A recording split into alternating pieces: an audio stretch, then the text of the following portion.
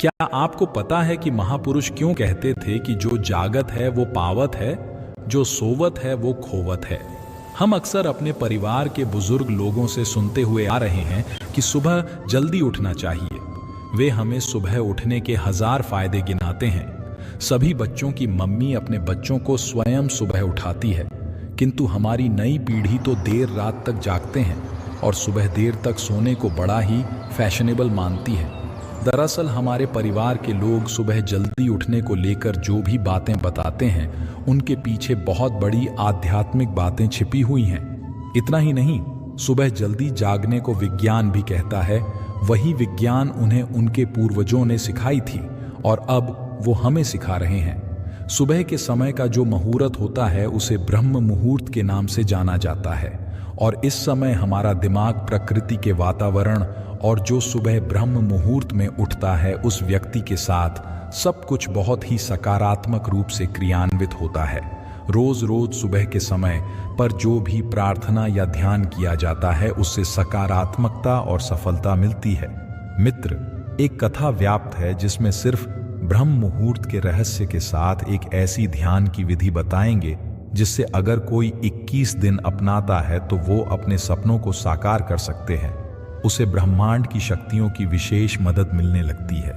इसके साथ ही वो व्यक्ति स्थिर और बुद्धिमान बन जाता है। तो चलिए मैं आपको वो कथा सुनाता हूं। एक समय की बात है, नारद जी जब आकाश मार्ग से होते हुए जा रहे थे, तभी रास्ते में उनको इंद्र देवता मिले। वो नारद जी से पूछने लगे कि हे नारद जी, मैंने देखा है कि प्रत्येक इंसान जो सुबह के समय ब्रह्म मुहूर्त में उठता है वो बहुत सुखी रहता है, ऐसा क्यों है? अब नारद जी को इस बात का ज्ञान नहीं था। उन्होंने कहा कि हे इंद्रदेव, मैं तुमको तुम्हारे प्रश्न का उत्तर कल दूंगा। और वहां से सीधा पहुंचे भगवान श्री कृष्ण की नगरी वृंदावन। और वहां पहुंचकर उन्होंने देखा कि भगवान श्री कृष्ण एक पेड़ के पास खड़े होकर बांसुरी बजा रहे थे। जैसे ही नारद जी श्री कृष्ण के पास पहुंचे, श्री कृष्ण ने बांसुरी बजाना बंद कर दिया और नारद जी से बोले, हे नारद जी, आप बड़े चिंतित दिखाई पड़ रहे हैं, आपको किस बात की चिंता है? तब देवर्षि नारद जी से बोले, हे भगवन, आज मैं आकाश मार्ग से होता हुआ वैकुंठ लोक की तरफ जा रहा था। तब रास्ते में मुझे देवराज इंद्र मिले। उन्होंने मुझसे पूछा कि नारद जी, जो लोग सुबह सुबह ब्रह्म मुहूर्त में उठते हैं वो सभी इतने खुश क्यों रहते हैं? हे भगवन, मैं इसी प्रश्न का उत्तर आपके पास जानने के लिए आया हूं। तब भगवान श्री कृष्ण कहते हैं, हे नारद, वाकई में इंद्रदेव ने आपसे यह प्रश्न पूछकर समस्त मानव जाति का कल्याण किया है। कलयुग के मानव के लिए यह प्रश्न इतना महत्वपूर्ण है जैसे उसके शरीर में बसी हुई उसकी जान है। देवर्षि नारद, मैं आपको इस प्रश्न का उत्तर एक कथा के माध्यम से बताऊंगा। आप इस कथा को अंत तक जरूर सुनना और जो भी मनुष्य इस कथा को पूरा सुन लेगा वो कभी भी इस अवसर को अपने हाथ से जाने नहीं देगा। ब्रह्म मुहूर्त का रहस्य जानकर पूर्ण जीवन बदल जाएगा। मित्र, तब देवर्षि नारद बोले, हे भगवान, आप कहिए तो सही, मैं इस कथा को पूरा सुनूंगा और समस्त लोक जगत में भी विख्यात करूंगा। तभी भगवान श्री कृष्ण कथा को सुनना प्रारंभ करते हैं। एक समय की बात है, एक नगर में एक लड़का रहता था। वो लड़का अच्छा था, लेकिन उसकी एक खराब आदत थी कि वो देर तक सोता रहता था। सुबह उसे जगाने के लिए लाखों प्रयास किए जाते थे, किंतु सबने हार मान ली थी। वो लड़का कभी 9 बजे से पहले नहीं उठता था।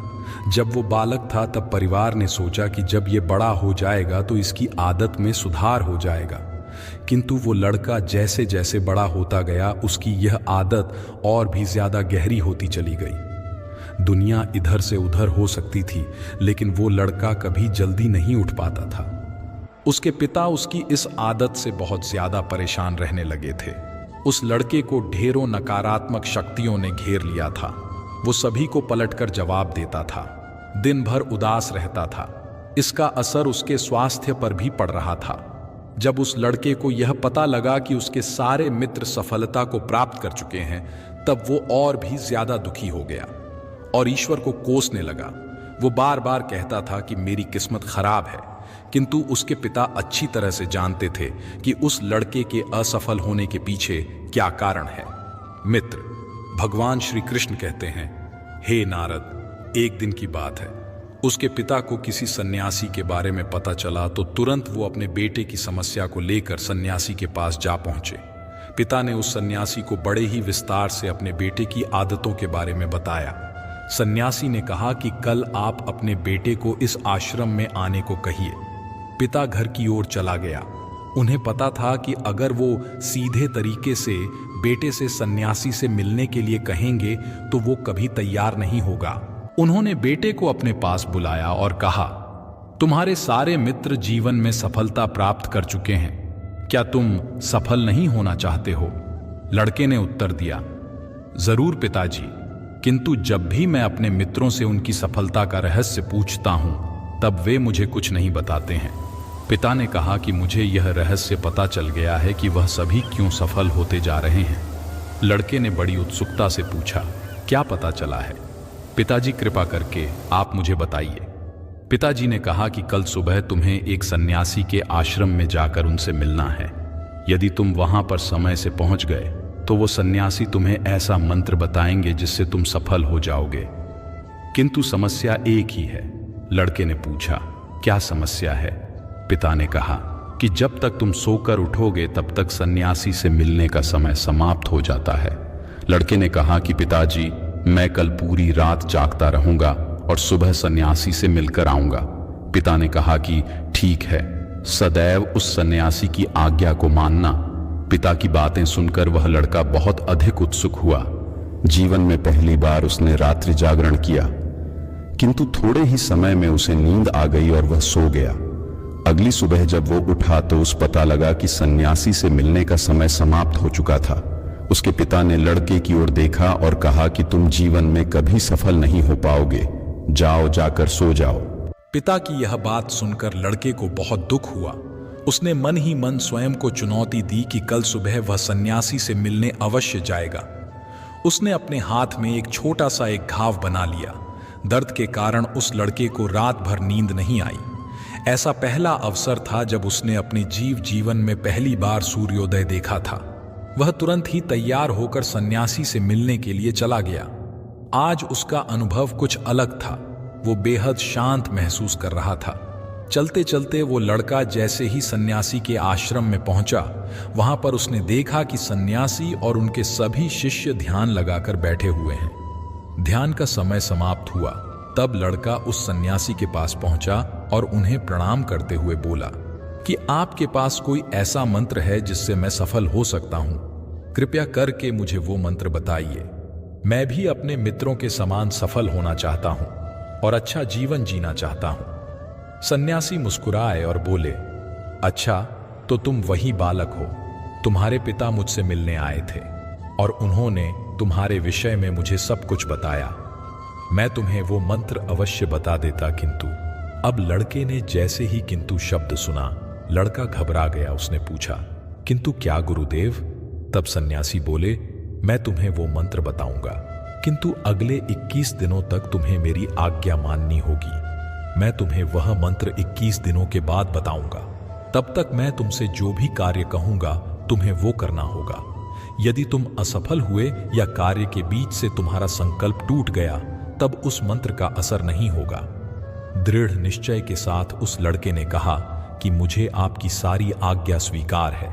मैं अगले 21 दिनों के लिए आपका दास हूं। आप जो भी कहेंगे मैं वही करूंगा। मुझे केवल और केवल उस मंत्र के बारे में जानना है। सन्यासी ने कहा कि ठीक है, कल से तुम्हारा कार्य शुरू होगा। तुम इसी आश्रम में निवास करोगे। वो लड़का आश्रम में निवास करने के लिए तैयार हो गया। सन्यासी ने कहा कि यहाँ रहते हुए तुम्हें ब्रह्म मुहूर्त में उठना होगा और दूसरे शिष्यों की तरह ध्यान और तप करना होगा। साथ ही आश्रम के कार्यों में भी सहायता करनी होगी। ध्यान रहे, ये संकल्प टूटना नहीं चाहिए। अब लड़का सन्यासी की बातों से सहमत हो गया। अगले दिन से उसके कार्य के दिन की शुरुआत थी। इस बार लड़के ने इतना दृढ़ निश्चय किया था, किंतु 1 सप्ताह बीतने के पश्चात ही उसका संकल्प टूट गया और वो 8वें दिन देर तक सोता रहा। जब वो जागा तो उसने कहा कि मुझसे कितनी बड़ी भूल हो गई है। वो रोते हुए सन्यासी के पास पहुंचा और बोला कि हे गुरुदेव, मेरा संकल्प टूट गया है। अब मैं जीवन में कभी सफल नहीं हो पाऊंगा। सन्यासी ने उसे समझाते हुए कहा कि एक बार फिर से शुरुआत करो, फिर से संकल्प करो। लड़के ने सन्यासी से प्रश्न किया कि सुबह उठना इतना आवश्यक क्यों होता है और यहां पर सभी लोग इतनी जल्दी क्यों उठ जाते हैं। तब सन्यासी ने लड़के को समझाते हुए कहा कि सुबह यानी ब्रह्म मुहूर्त में उठने के पीछे बहुत बड़ा विज्ञान छिपा हुआ है। लड़के ने कहा कि कृपया करके मुझे वो विज्ञान बताने की कृपा करें। सन्यासी ने कहा कि रात्रि को 4 पहर में बांटा गया है। पहला रुद्रकाल, जिसका समय शाम 6 बजे से लेकर 9 बजे तक होता है। दूसरा राक्षस काल, जिसका समय 9 बजे से 12 बजे तक होता है। तीसरा गंधर्व काल, जिसका समय रात्रि 12 बजे से 3 बजे तक होता है। और सबसे अंत में जो पहर आता है उसे मनोहर काल कहते हैं। इस समय को ब्रह्म मुहूर्त या अमृत बेला के नाम से भी जाना जाता है। इसका समय 3 बजे से सुबह 6 बजे तक होता है, जिसमें 3:30 से लेकर 5:30 तक बहुत ही महत्वपूर्ण समय होता है। यह वह समय होता है जब पूरे संसार की नकारात्मक शक्तियां निष्क्रिय अवस्था में होती हैं और सकारात्मक शक्तियां सक्रिय होती हैं। ब्रह्म अर्थात देव मुहूर्त अर्थात समय, ब्रह्म मुहूर्त का अर्थ देवों का समय होता है। सन्यासी आगे कहते हैं, इस समय देव धरती विचरण कर रहे होते हैं और जागृत मनुष्य पर उनका बड़ा ही सकारात्मक प्रभाव पड़ता है। ब्रह्म मुहूर्त ऐसा समय होता है जिसमें मनुष्य का मस्तिष्क बिल्कुल खाली होता है। इसमें किसी प्रकार के कोई विचार नहीं होते हैं और जब इस समय व्यक्ति अपनी पुस्तक खोलकर पाठ का अध्ययन करते हैं तो उन्हें सब कुछ जल्दी जल्दी याद भी होता है और ये लंबे समय तक याद रहता है। ये ऐसा समय है जिसमें हम ज्ञान को समझने का प्रयास करते हैं। इस कारण और आश्रम के सभी शिष्य और संसार में बहुत से ज्ञानी लोग ब्रह्म मुहूर्त में ही उठ जाते हैं। प्राचीन काल में रोशनी का कोई स्रोत ना होने के कारण लोग अपने दिन का समापन सूर्यास्त के साथ और आरंभ सूर्योदय के साथ करते थे। ये एक तरीका है जिससे मानव जीवन प्रकृति के साथ तालमेल बनाकर चलता है। उस लड़के ने कहा कि ठीक है, मैं कल से अपना संकल्प फिर से शुरू करता हूं, किंतु ब्रह्म मुहूर्त में उठकर मुझे क्या क्या करना चाहिए। तब उस सन्यासी ने कहा, मैं तुम्हें बताता हूं कि ब्रह्म मुहूर्त में क्या और कैसे करना चाहिए। सबसे पहले उठकर धरती पर पांव रखने से पहले धरती माता को प्रणाम करना चाहिए। सन्यासी आगे कहते हैं, अपनी हथेलियों की ओर देखो और ईश्वर को धन्यवाद दो कि उन्होंने तुम्हें आज का सूर्योदय देखने का अवसर दिया। इसके बाद नित्य कर्म और स्नान करने से शरीर ही नहीं बल्कि मन की शुद्धता भी बढ़ती है। स्नान करने के पश्चात ध्यान की प्रक्रिया होती है। ब्रह्म मुहूर्त की ध्यान प्रक्रिया की अवधि 21 दिन तक होती है। इस विधि का उपयोग तब किया जाता है जब आप अपनी कोई मनोकामना की पूर्ति चाहते हैं।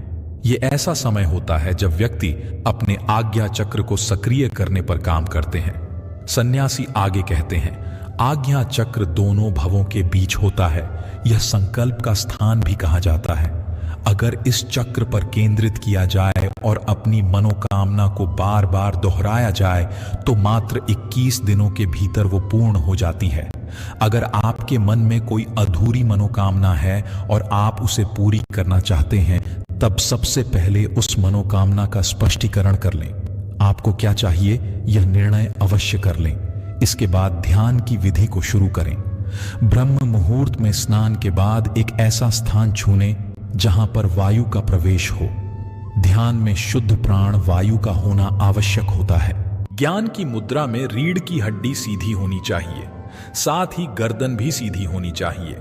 सुखासन की अवस्था में दोनों हाथों को घुटनों पर रखकर आंखें बंद करके बैठ जाए।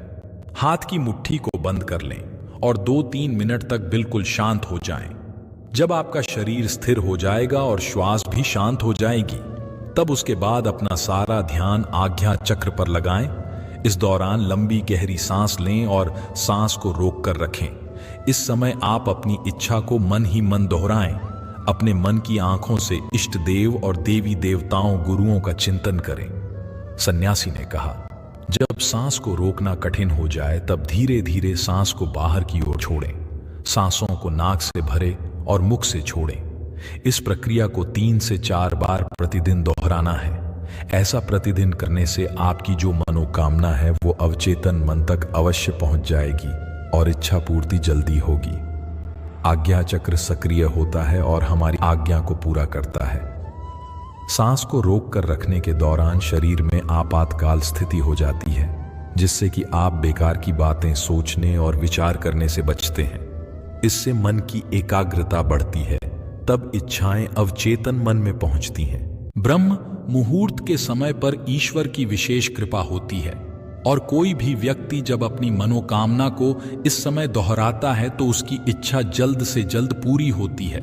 इस प्रकार सन्यासी ने उस लड़के को ब्रह्म मुहूर्त का महत्व बताया। अगले 21 दिनों तक उस लड़के ने बड़े ही मन के साथ इस प्रक्रिया को अपनाया। अब वो बहुत ही ज्यादा अनुशासित और शांत स्वभाव का व्यक्ति बन चुका था।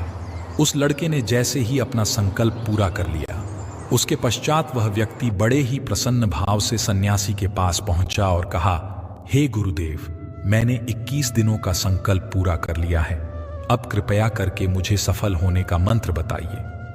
तब उस सन्यासी ने मुस्कुराते हुए कहा कि पिछले 21 दिन से जो अभ्यास तुम करते हुए आ रहे हो वही तुम्हारी सफलता का मंत्र है। जो व्यक्ति ब्रह्म मुहूर्त में उठकर ध्यान प्रक्रिया को सही से करते हैं वो जीवन में कभी असफल नहीं हो सकते। तुम्हें ब्रह्म मुहूर्त का रहस्य पता चल चुका है, अब इसे जीवन पर्यंत करो। तुम्हें जीवन के लक्ष्य और सफलता दोनों प्राप्त होंगे। उस व्यक्ति ने सन्यासी को धन्यवाद दिया और ब्रह्म मुहूर्त के नियमों का पालन जीवन पर्यंत तक करने का वादा भी किया। मित्र, अब तो आपको पता चल गया होगा कि ब्रह्म मुहूर्त क्या होता है। तब नारद बोले, हे प्रभु, अब मुझे ब्रह्म मुहूर्त का संपूर्ण ज्ञान हो गया है। इतना कहकर नारद जी ने भगवान श्री कृष्ण को धन्यवाद दिया और इंद्रदेव के पास जाकर उन्हें ब्रह्म ज्ञान का संपूर्ण ज्ञान दिया।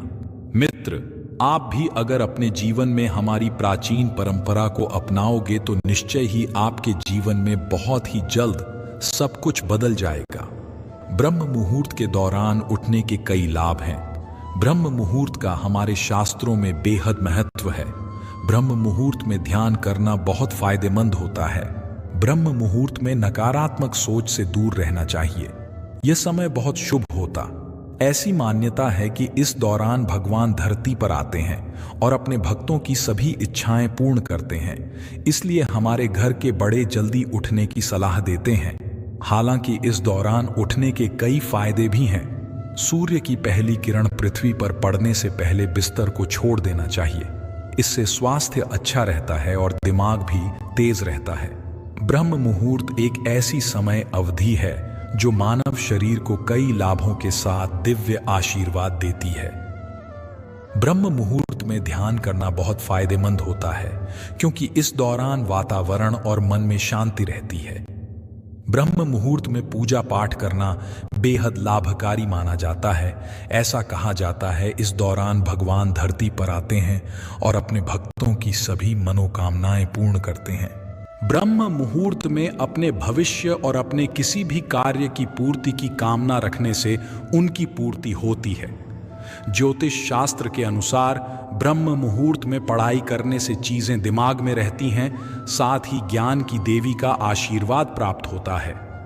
ऐसा कहा जाता है जो लोग ब्रह्म मुहूर्त में उठते हैं उनके घर में कभी दरिद्रता नहीं रहती है, साथ ही धन की देवी खुश रहती हैं। ब्रह्म मुहूर्त में घर के लोगों को पवित्रता का ध्यान रखते हुए माता लक्ष्मी की उपासना जरूर करना चाहिए। ऐसा करने से घर में शुभता आती है। धार्मिक मान्यताओं के अनुसार ब्रह्म मुहूर्त में नकारात्मक सोच से दूर रहना चाहिए क्योंकि यह घर के वातावरण और मन की शांति को दूषित करते हैं। साथ ही इससे घर में परेशानियां उत्पन्न होती हैं। तो इस समय सकारात्मक सोचें। धार्मिक ग्रंथों के अनुसार ब्रह्म मुहूर्त वो समय होता है जब देवता धरती पर आते हैं और उस वक्त सभी धार्मिक स्थलों के पट खोल दिए जाते हैं। ब्रह्म मुहूर्त में यानी 4 बजे के बाद ईश्वर का वास होता है। धार्मिक ग्रंथों के अनुसार ब्रह्म मुहूर्त वो समय होता है जब देवता धरती पर आते हैं और उस वक्त सभी धार्मिक स्थलों के पट खोल दिए जाते हैं। ब्रह्म मुहूर्त में देवताओं को नमन किया जाता है। उन्हें स्नान करवाकर स्थापित करने का विधान है। रिसर्च की माने तो प्रातः काल उठने से हमारा तन और मन दोनों स्वस्थ रहते हैं और शरीर में ऊर्जा का संचार होता है। यही कारण है कि हमारी प्राचीन परंपराओं में सुबह उठने का समय भी तय किया गया है। ब्रह्म मुहूर्त यानी कि रात्रि का अंतिम प्रहर या सूर्योदय से 1.5 घंटे पहले का समय। सूर्योदय से 4 घड़ी पूर्व ब्रह्म मुहूर्त में ही जग जाना चाहिए। इस समय सोना शास्त्र निषिद्ध है। ब्रह्म का मतलब परम तत्व या परमात्मा, मुहूर्त यानी अनुकूल समय। रात्रि का अंतिम प्रहर अर्थात प्रातः 4 से 5:30 का समय ब्रह्म मुहूर्त कहा गया है। ब्रह्म मुहूर्त में उठना हमारे जीवन के लिए बहुत लाभकारी है। इससे हमारा शरीर स्वस्थ होता है और दिन भर स्फूर्ति बनी रहती है। ऋग्वेद में कहा गया है कि प्रातः रत्नम प्रातृत्वा दधाति तं चिकित्वान प्रतिगृह्यानि धत्ते तेन प्रजाम वर्धयमान आयुरायस्पोषेण सच्चते सुवीरः पपौमान। अर्थात प्रातः काल सूर्योदय से पूर्व उठने वाले को उत्तम स्वास्थ्य रत्न की प्राप्ति होती है, इसलिए बुद्धिमान उस समय को व्यर्थ नहीं खोते। प्रातः जल्दी उठने वाला पुष्ट, स्वस्थ्य, बलवान, सुखी, दीर्घायु और वीर होता है। हमारे आर्षि मुनियों ने भी इस मुहूर्त का विशेष महत्व बताया है। उनके अनुसार यह समय निद्रा त्याग के लिए सर्वोत्तम है। ब्रह्म मुहूर्त में उठने से सौंदर्य, बल, विद्या, बुद्धि और स्वास्थ्य की प्राप्ति होती है। ब्रह्म मुहूर्त में तम और रजोगुण की मात्रा बहुत कम होती है। इस समय सत्वगुण का प्रभाव अधिक होता है, इसलिए इस काल में बुरे मानसिक विचार भी सात्विक और शांत हो जाते हैं। आयुर्वेद के अनुसार इस समय में बहने वाली वायु चंद्रमा से प्राप्त अमृत कणों से युक्त होने के कारण हमारे स्वास्थ्य के लिए अमृत तुल्य होती है। यह वीर वायु कहलाती है। इस समय भ्रमण करने से शरीर में शक्ति का संचार होता है और शरीर कांतियुक्त हो जाता है। हम प्रातः सोकर उठते हैं तो यही अमृतमयी वायु हमारे शरीर को स्पर्श करती है। इसके स्पर्श से हमारे शरीर में तेज, बल, शक्ति, स्फूर्ति और मेधा का संचार होता है, जिससे मन प्रसन्न और शांत होता है। इसके विपरीत देर रात तक जागने से और देर सुबह सोने से हमें यह लाभकारी वायु प्राप्त नहीं हो पाती, जिससे शारीरिक और मानसिक स्वास्थ्य को नुकसान पहुंचता है। ब्रह्म मुहूर्त में किया गया स्नान सर्वश्रेष्ठ फल देता है। स्नान करते समय यदि ब्रह्म परमात्मा का चिंतन करें तो यह ब्रह्म स्नान कहलाता है, और देव नदियों का स्मरण करें तो यह देव स्नान कहलाता है। आशा करते हैं आपको वीडियो पसंद आई होगी। वीडियो देखने के लिए आप सभी का दिल से धन्यवाद। अपनी राय कमेंट में अवश्य बताएं।